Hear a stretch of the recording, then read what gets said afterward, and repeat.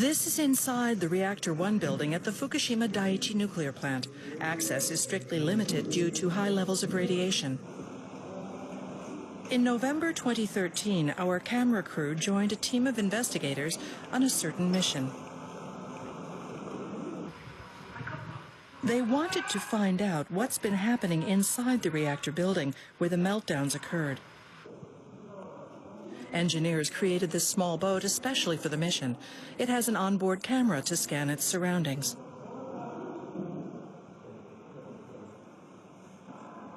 The boat ventures into an area with such high radiation, it's off limits to humans.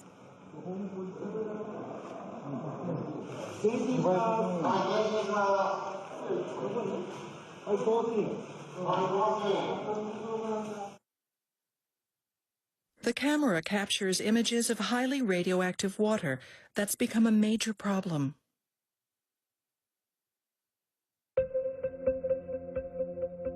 It's the first visual confirmation of leaks from the reactor.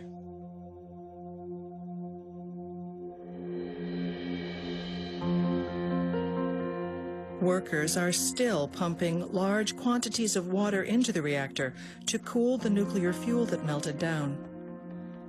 This water becomes tainted with radioactive materials.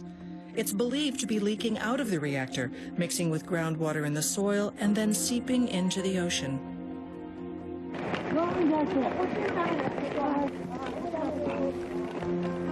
The plant's operator, Tokyo Electric Power Company, or TEPCO, has been unable to keep the toxic water from escaping. TEPCO has tried a number of measures to fix the problem, but tainted water continues to leak into a port attached to the plant.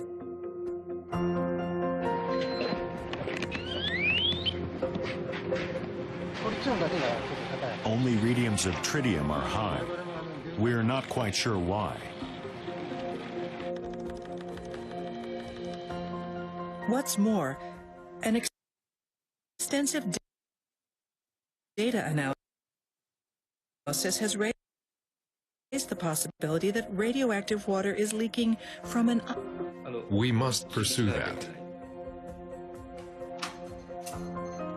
Workers at Fukushima Daiichi are waging an unprecedented fight against radioactive water. On this program, we try to uncover the truth about this hidden crisis.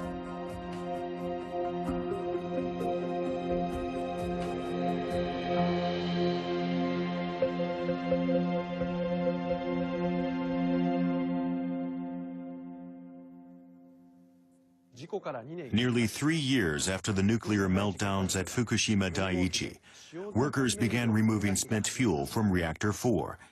TEPCO has finally taken the first step toward decommissioning the plant, a process that could take up to 40 years to finish. The meltdowns led to a serious problem that workers must still contend with today: the presence of water contaminated with radioactive substances. In July 2013, investigators realized that tainted water was draining unchecked into the ocean. The discovery of additional leaks since then has worried local residents and drawn international criticism. The source of the contamination is nuclear fuel inside the reactor's containment vessel. Take a look at this. The nuclear fuel was originally here, inside the reactor. After the core melted down, some of the fuel is believed to have penetrated the reactor shell and reached the bottom of the containment vessel. The fuel is still emitting heat. That's why water is being pumped in to cool it down. Water exposed to radioactive materials gets contaminated. It then leaks from the damaged containment vessel and accumulates inside the reactor building. And something is making matters worse: groundwater flowing in from the mountainside. The groundwater leads to more radioactive water accumulating inside the building. The volume increases by about 400 tons every single day. There are now about 1,000 tanks at the plant for holding tainted water. But workers have detected a series of leaks in the tanks. underscoring the potential risks. Groundwater flowing under and around the reactor building is another problem. It seems to mix with radioactive water leaking into the soil and then drains into the ocean. Fixing the problem would require locating the damaged areas of the containment vessel and sealing them. But so far, no one has figured out exactly where the damage is. We accompanied investigators searching to find out.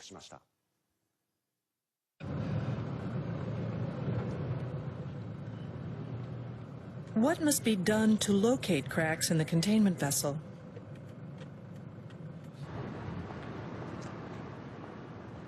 Immediately after the disaster, investigators began looking for the answer as part of a government project. A team including engineers from Hitachi GE, Kyushu Institute of Technology, and the University of Tokyo has developed this small boat equipped with a camera. Wireless communications can't be used under high levels of radiation, so engineers developed a special wire to remotely control the boat. Investigators will use this boat to search for cracks in the containment vessel. Our first task is to find out where the contaminated water is leaking from.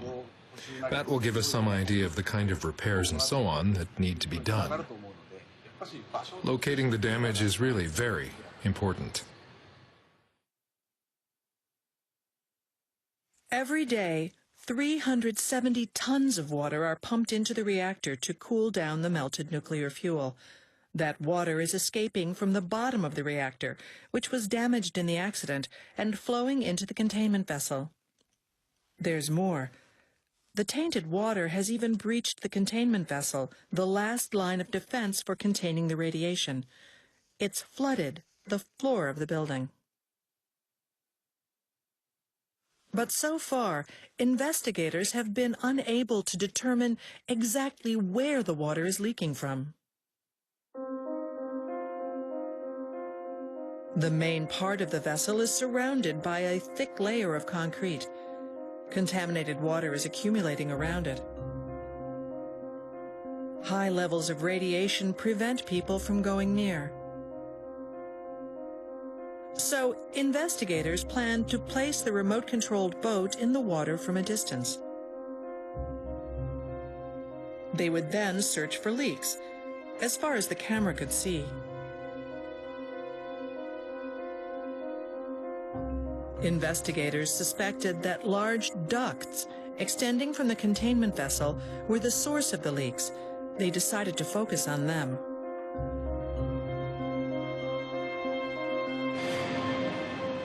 To prepare, they made a life-sized replica of part of the containment vessel. They used it to practice guiding the boat again and again.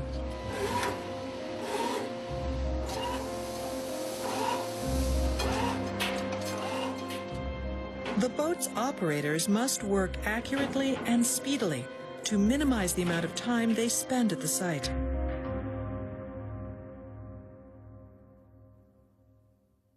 This is footage taken around another containment vessel of the same type. The area surrounding the place where the boat will be inserted is crowded with intertwining ducts, paths, and other obstacles. To clear them, investigators need to drop the boat through this gap. It's just 50 centimeters wide.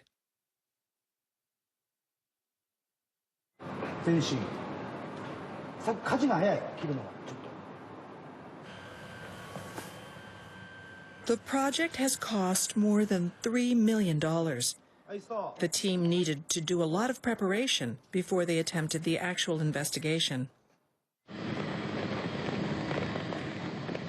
In mid-November 2013, investigators entered the building housing Reactor 1. The structure is normally off-limits because of high radiation. They were finally about to begin. Even here, outside the concrete shield of the containment vessel, the radiation measures 5 millisieverts per hour. The team members who will position the boat can stay for just 15 minutes.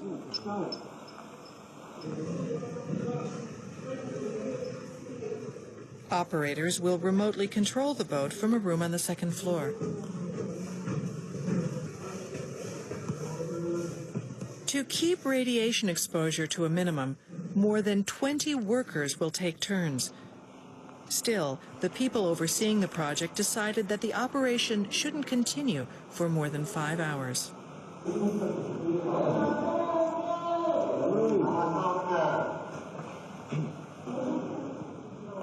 From this point on, investigators will move the boat by remote control.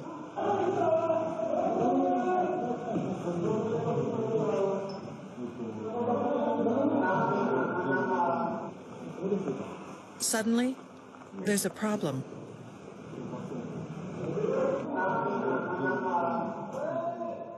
The operator is having trouble guiding the boat through the gap. It's narrower than team members had thought.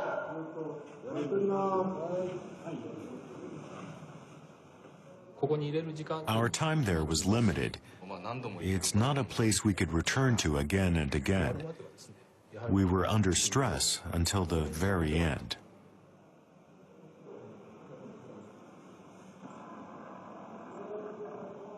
The investigators have had plenty of practice. They managed to work around the problem.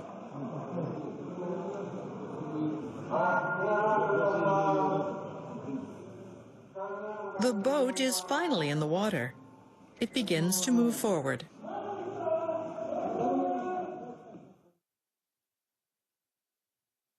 The boat's camera recorded these images. The white dots flickering across the screen were caused by radiation. The radiation here measures 2 sieverts per hour. That's enough to kill a person in just over 3 hours.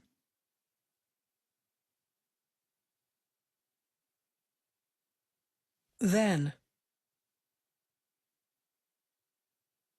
the camera captures water rushing down the wall. This is the contaminated water. The operator points the camera up to try to locate any cracks, but none are visible. The tainted water was videotaped right under one of the ducts that are a focus of the investigation. The duct is connected to the containment vessel.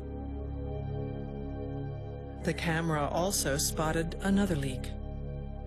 This is the concrete shield that surrounds the containment vessel. Contaminated water is gushing out from a fractured pipe.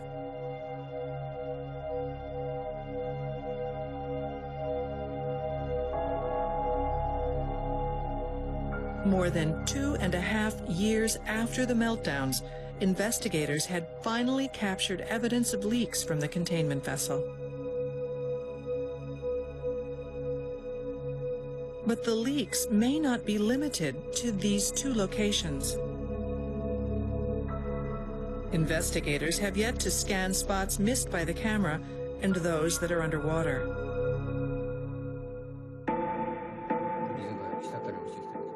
What do the results of the investigation tell us? We asked experts to analyze the video.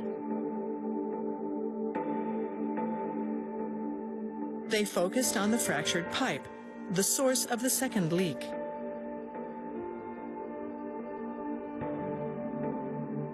Hiroshi Miyano is an expert on the construction of nuclear plants. It's significant that water is leaking from the sand cushion drain pipe. That's a major problem. Sand cushion drain pipes are installed around the containment vessel. They're designed to collect and drain condensation that accumulates between the vessel and the concrete shield.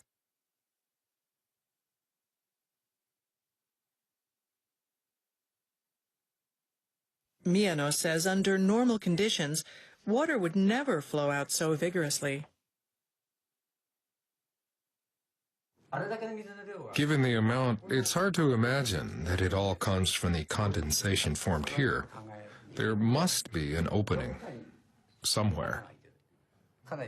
It's a very difficult problem. The containment vessel itself must be compromised. Miyano says the probable location of the leak will make fixing the problem difficult. It's thought to be near the point where the pipe is attached to the vessel, but the only way to see for sure is to access the space between the vessel and the concrete. The gap is just 5 centimeters wide.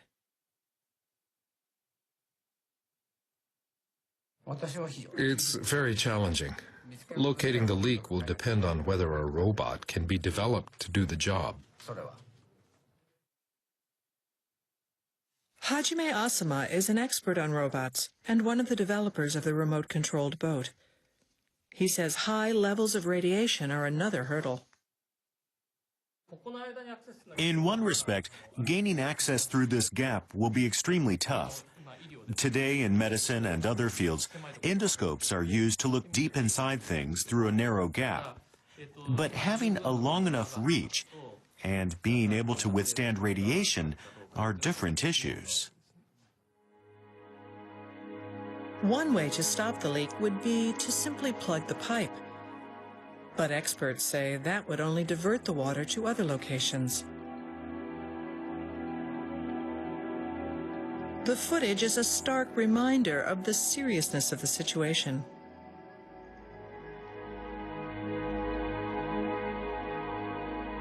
How long will the contamination continue?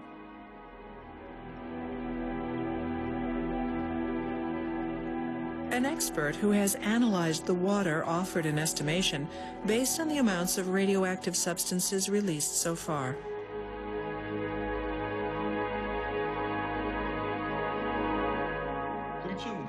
Given the amount released to date, tritium will be emitted for more than 20 years at the least.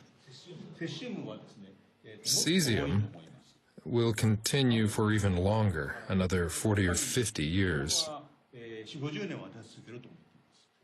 The water recirculates. Will contamination persist as long as the recirculation continues?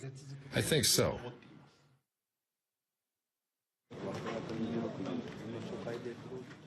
What's TEPCO's reaction to the results? Vice President Zengo Aizawa supervises the company's nuclear business. The fact that some leaks have been located for the first time is a positive development, but Aizawa also understands how hard it will be to stop the flow of contaminated water. Even if we found out where the water is coming from or leaking from, the question is how to stop it. I think it will be difficult, but we have no other choice. And if we failed, that would be miserable. We just have to succeed somehow.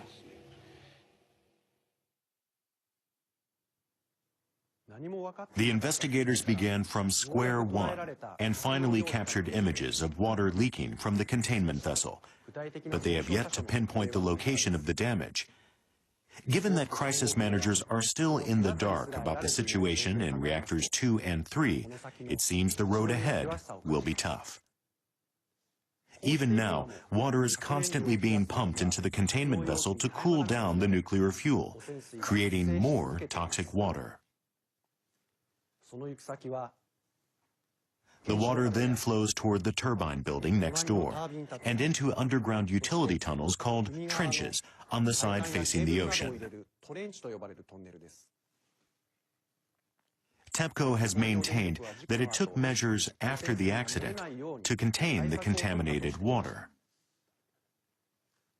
It's true that in ocean water beyond the plant's port, tests show the amount of radioactive pollutants no longer exceeds the government's safety limit. But have a look at this chart. It shows the concentration of radioactive cesium in water inside the port. It dropped sharply at one point after the accident, but it has leveled off since 2012. At times, it has even exceeded the government's limit. This means that radioactive water is still draining into the sea. The question is how. Investigators suspect the source is these trenches near the ocean.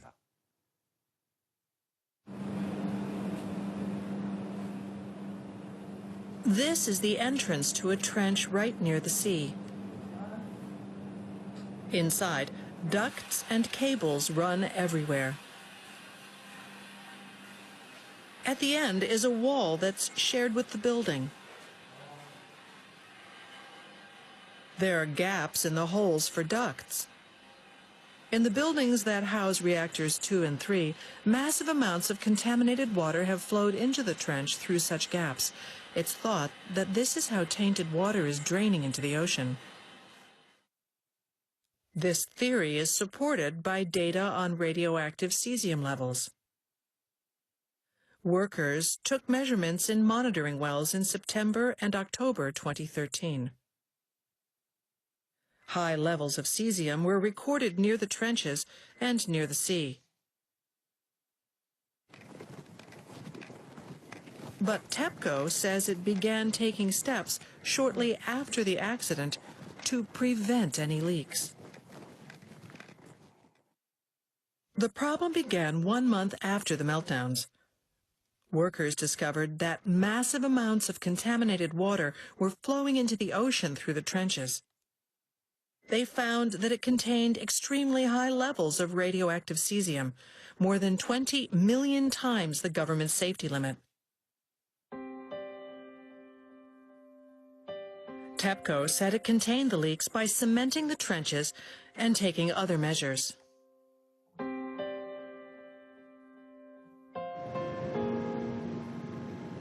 But even today, radioactive cesium is detected in groundwater from nearby locations.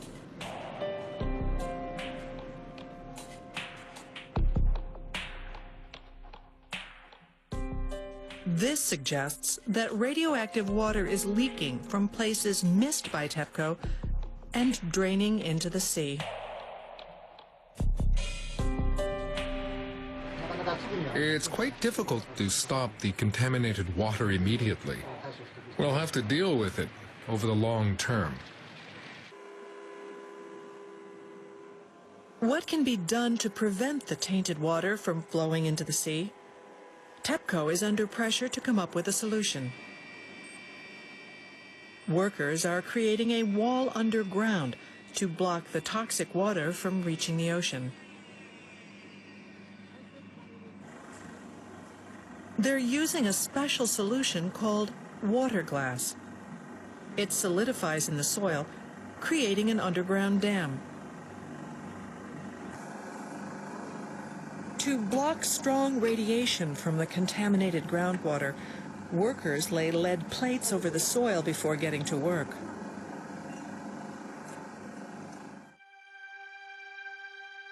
TEPCO initially built the underground dam along the shoreline. But it did not solve the problem. So the company is now extending the wall to enclose the entire area. Yet, 5 months after the work began, radiation levels inside the port show no sign of receding. And in some places, workers have found cesium levels that are higher than the government's limit.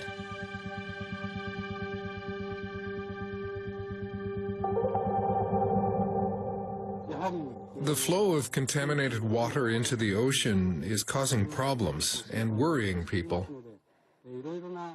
We are doing all we can to secure the needed resources and take the necessary measures as quickly as possible. But there are many challenges. Why isn't the concentration of radioactive materials in the port going down? Is it due to the lingering effects of contamination that occurred after the accident? Or is it because newly contaminated water is flowing into the sea? And how effective are the measures that have been taken? There are many questions, but few answers. And now, concerns are growing over possible leaks from an area people had been worried about. Workers have found additional contamination from someplace beside the trenches.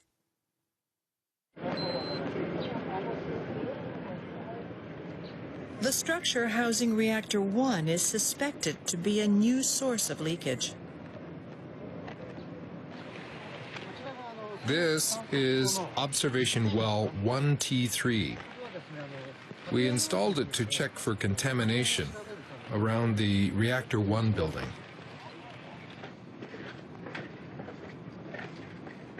In September 2013, the level of radioactive tritium found in groundwater from this well exceeded the government's safety limit for the first time.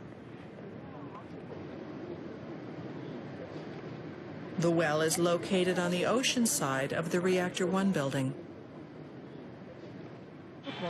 We don't know the cause yet. The #1 subdrain pit is in that silver-colored building. The level of tritium alone is high there, too.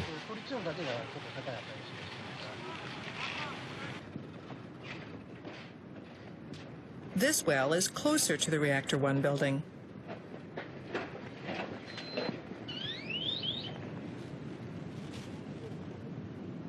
The tritium reading here was even higher.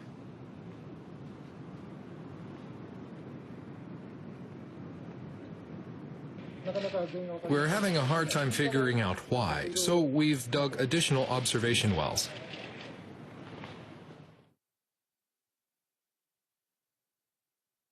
Tritium was detected in 4 wells around the Reactor 1 building.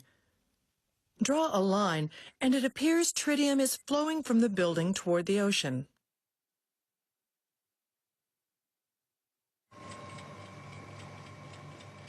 Why is the discovery of tritium significant? It suggests that the contamination could spread further.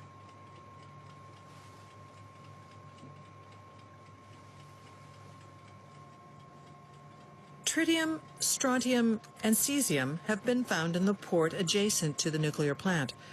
We did an experiment mixing colored liquids that represent the 3 radioactive materials.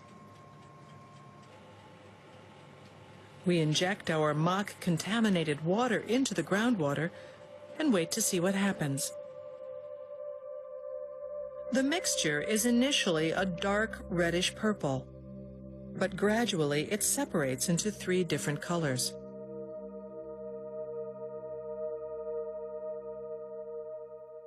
Tritium, shown in orange, flows with the water.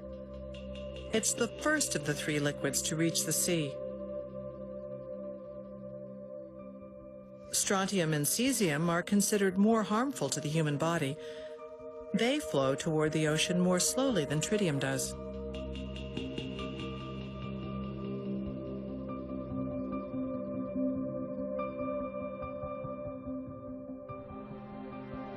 The detection of tritium suggests that the other radioactive materials may eventually seep into the ocean too.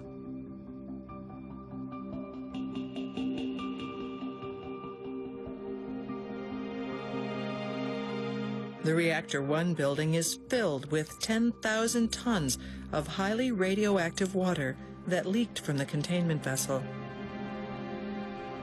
If that's the source of the leakage, the situation could become even more serious.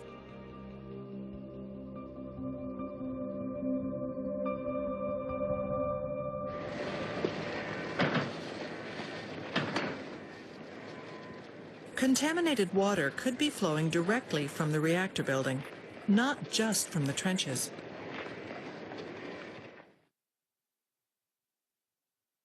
But TEPCO officials have maintained that radioactive water would not leak, even if the reactor building had been damaged.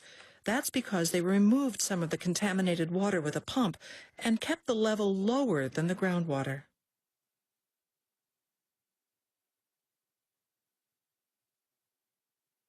We conducted another experiment to see how controlling the level of the radioactive water can prevent it from leaking. Let's assume the box represents the reactor building.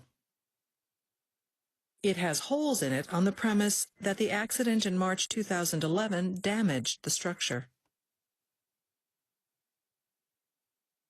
We inject black liquid as a substitute for radioactive water.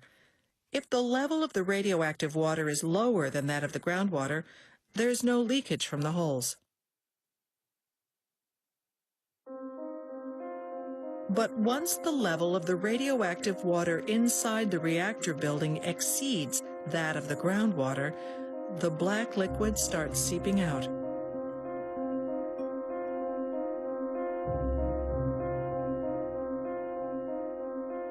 TEPCO officials figured that if they kept the level of contaminated water lower than the groundwater, the pressure difference would prevent it from leaking.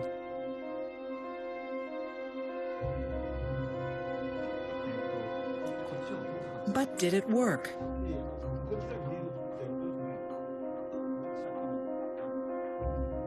We performed our own analysis with help from experts. We focused on the relationship between the radioactive water and the level of the groundwater, which fluctuates.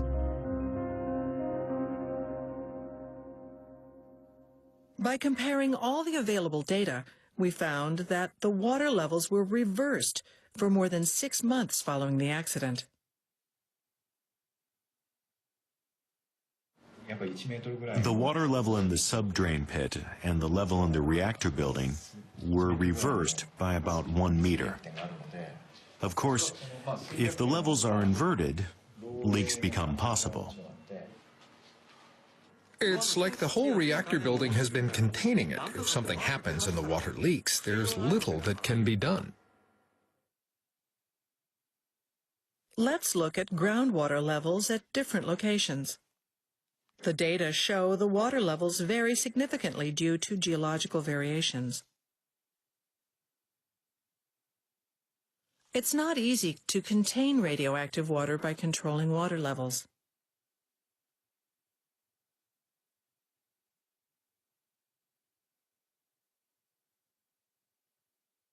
What's more, experts have shown how difficult it is to accurately grasp where contaminated water flows once it's leaked.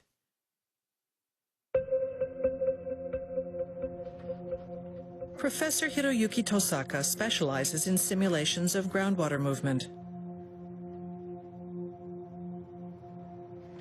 He explored the flow of the radioactive water based on data about the reactor buildings obtained by NHK and geographical conditions.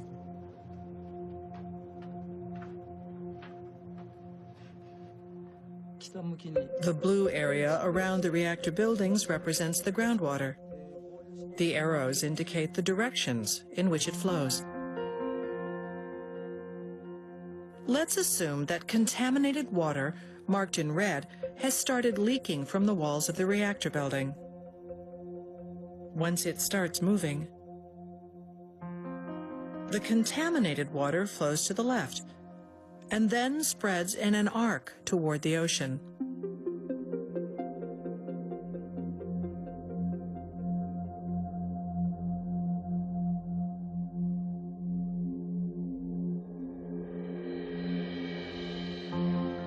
If we superimpose TEPCO's data on tritium levels over this image, they match. The simulation suggests that the radioactive water might have traveled along a complex route and flowed into the sea. I doubt even experts could have imagined the contaminated water would move in such a way. At least I didn't. If a research plan was created based on this possibility, then I think it would shorten the amount of time needed to locate the source of contamination.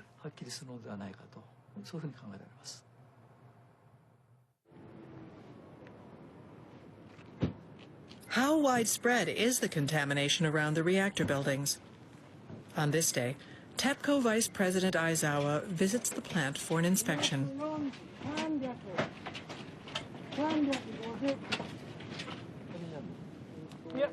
In a well near the Reactor 1 building, workers detected tritium as well as cesium. This is subdrain pit number 2. Radiation at number 2 isn't high, right? Right.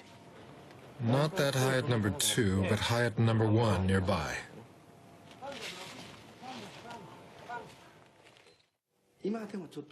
There could be some minor leaks occurring now and then. It doesn't take much for groundwater levels to change. They don't remain constant.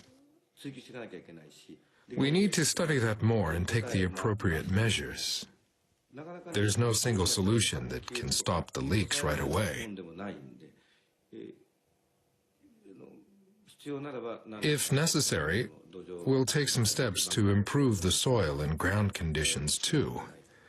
For the moment, we'll just have to dig more holes and check.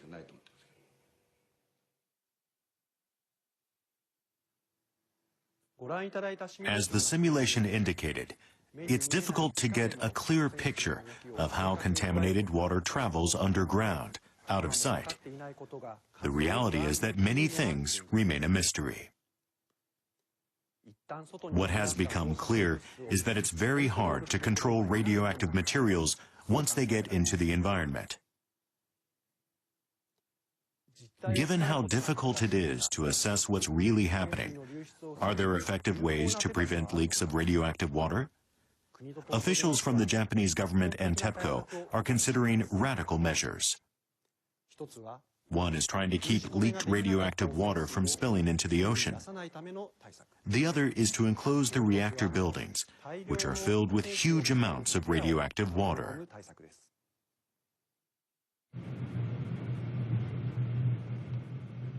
Is there a way to prevent leaks from the reactor buildings themselves? Government officials are trying to find out.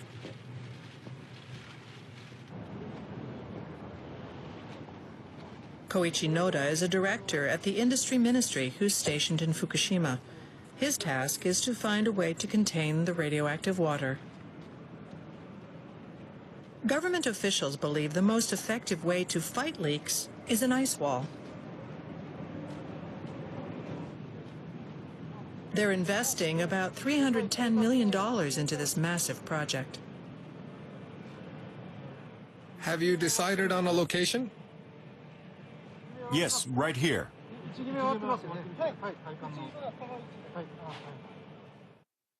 The underground ice wall will surround the buildings for reactors 1 through 4 and extend for 1.4 kilometers.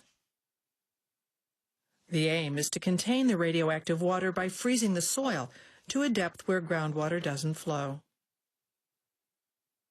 A test began in December 2013 around Reactor 4 to check the effectiveness of the ice wall. No one has ever attempted to build anything like this before. It will take more than a year to complete. What we're most concerned about is whether we can freeze the soil completely. We're conducting tests to make sure of that. It's important to proceed cautiously, taking one sure step at a time. Hydroelectric dam is located on the Columbia River that supplies the power. Is there an effective way to keep radioactive water from reaching the sea? TEPCO engineers visited the U.S. state of Washington. They went to see what's being done overseas to prevent leaks of radioactive water. We are now down to slab on grade and completing a lot of the cleanup both above ground and below ground, which includes groundwater remediation. And The Hanford site used to produce plutonium, a raw material for atomic bombs, including the one dropped on Nagasaki in 1945. The facility's underground tanks were full of radioactive water, a byproduct of plutonium production. A huge amount of radioactive water leaked from these tanks. The U.S. government has spent many years addressing the problem.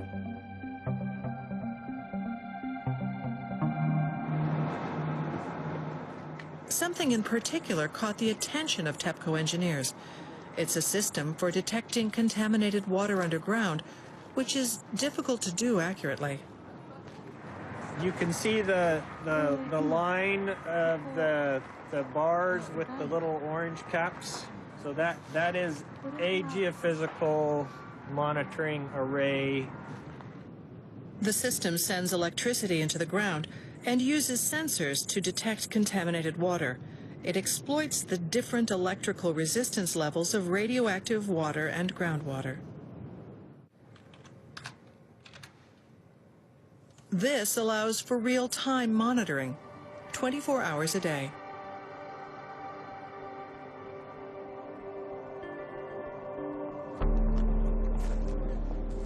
U.S. engineers also developed new technology for decontaminating radioactive water. It removes strontium, a radioactive material also found at the Fukushima Daiichi plant. White lids line the riverbank. Underneath is a special solution containing calcium.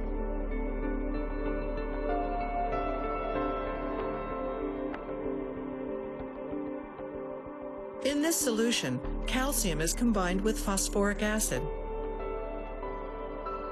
Strontium has a strong tendency to combine with phosphoric acid. It replaces the calcium.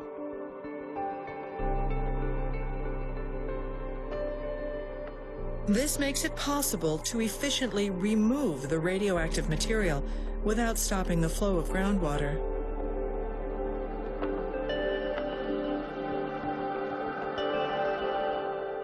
And then we have also designed the barrier to have enough calcium to be effective for a 300-year period. And this will also, with a 30-year half-life, approximately a 30-year half-life, right, gives you enough time for it to decay down to below standards. Instead of completely blocking the water, this method lets it pass through a strontium barrier and flow into the river. I think it's an excellent idea. But further research revealed that using this technology in Fukushima would be challenging.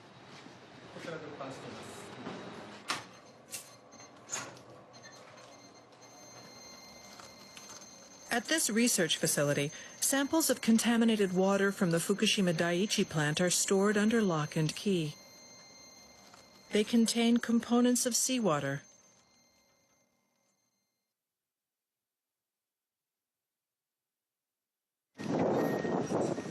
Right after the accident, fire engines were used to inject large amounts of seawater into the reactors to cool them. The seawater still remains in the contaminated water samples. Researchers have found that the U.S. technology isn't sufficient to remove strontium from radioactive water if matter from seawater is also present. The radioactive water contains a kind of salt from seawater. It's similar to strontium and is measured at thousands of parts per million. The fact that the radioactive water contains this substance makes it extremely difficult to remove strontium just by adsorption alone. Is it possible to decontaminate radioactive water that has seawater in it? Efforts continue to overcome a challenge unlike any the world has experienced before.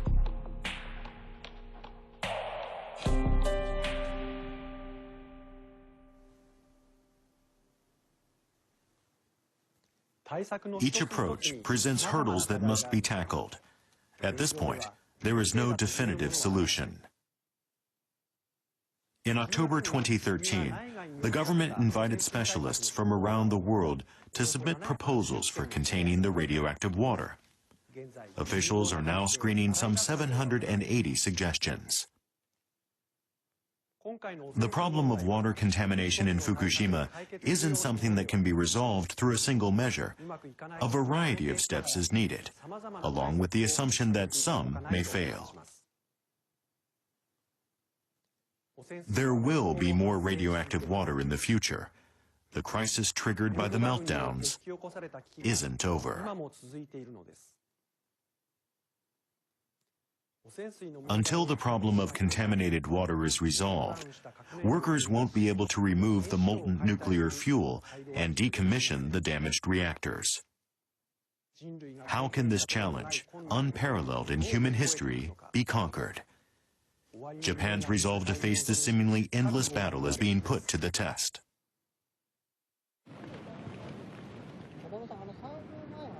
The struggle against radioactive water continues at the Fukushima Daiichi plant with no end in sight. TEPCO is installing concrete walls around the reactor buildings. The walls are meant to protect workers from radiation. But just a few steps away,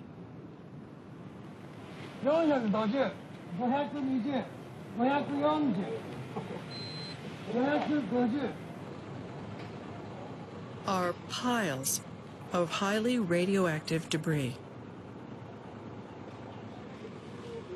TEPCO is rushing to remove them so workers can keep battling the radioactive water. Every day, some 3,000 workers devote themselves to the cleanup. Half of them are local residents.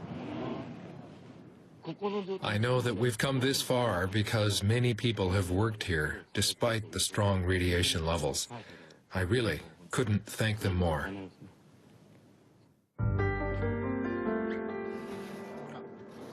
The path to decommissioning is a long one.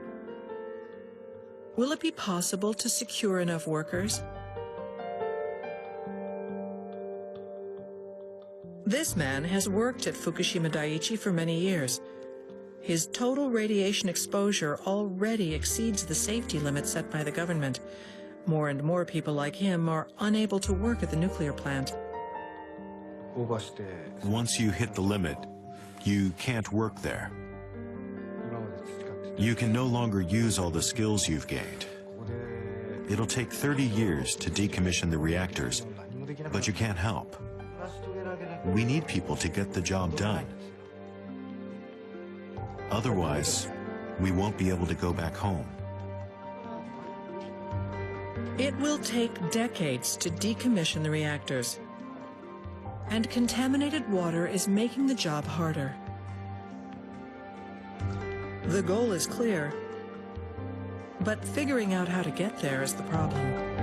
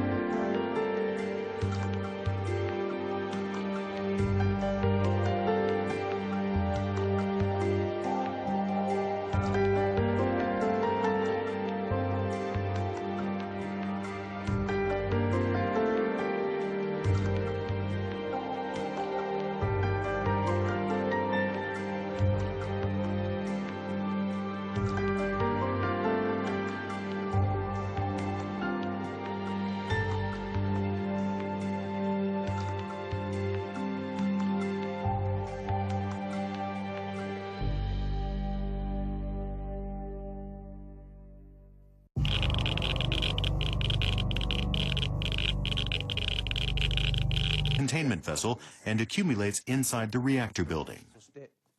And something is making matters worse.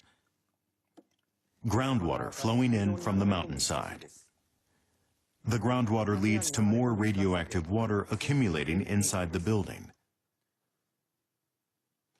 The volume increases by about 400 tons every single day. There are now about 1,000 tanks at the plant for holding tainted water. But workers have detected a series of leaks in the tanks, underscoring the potential risks. Groundwater flowing under and around the reactor building is another problem. It seems to mix with radioactive water leaking into the soil and then drains into the ocean. Fixing the problem would require locating the damaged areas of the containment vessel and sealing them. But so far, no one has figured out exactly where the damage is. We accompanied investigators searching to find out.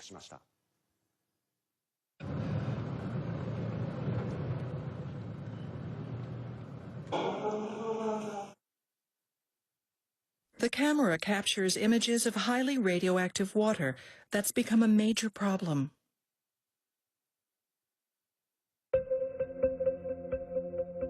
It's the first visual confirmation of leaks from the reactor.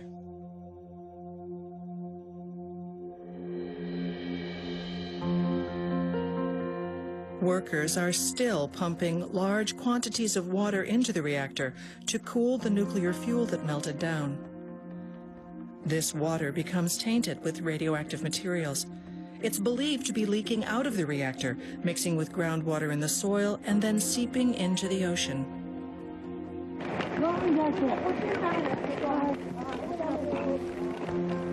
The plant's operator, Tokyo Electric Power Company, or TEPCO, has been unable to keep the toxic water from escaping.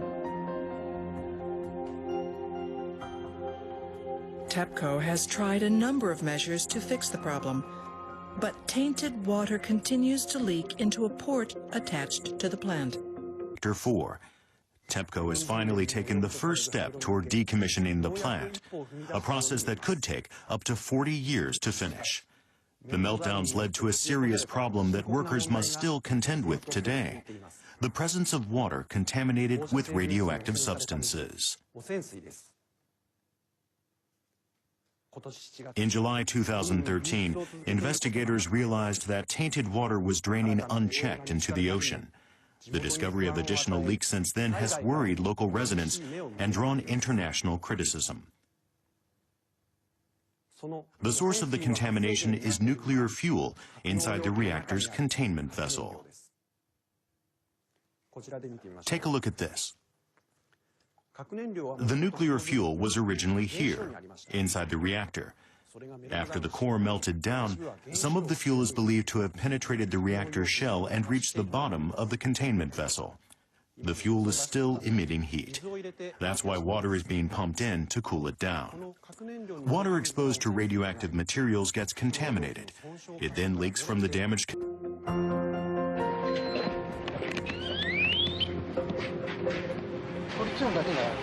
Only readings of tritium are high. We're not quite sure why.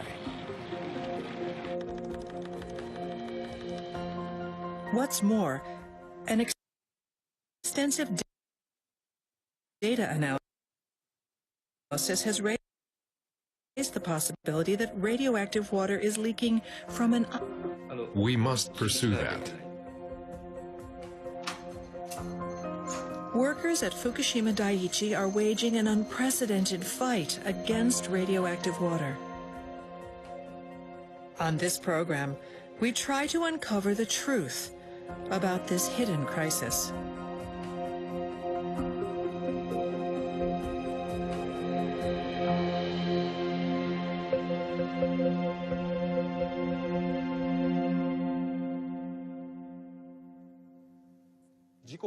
Nearly 3 years after the nuclear meltdowns at Fukushima Daiichi, workers began removing spent fuel from reactors.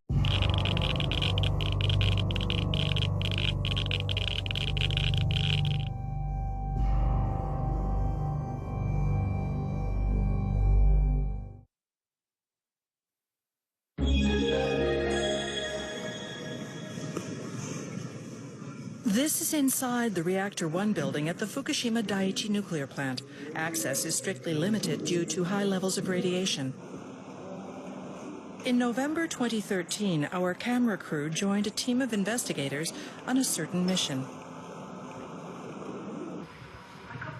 They wanted to find out what's been happening inside the reactor building where the meltdowns occurred.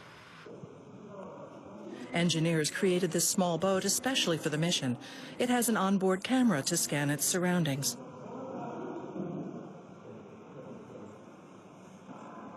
The boat ventures into an area with such high radiation, it's off limits to humans.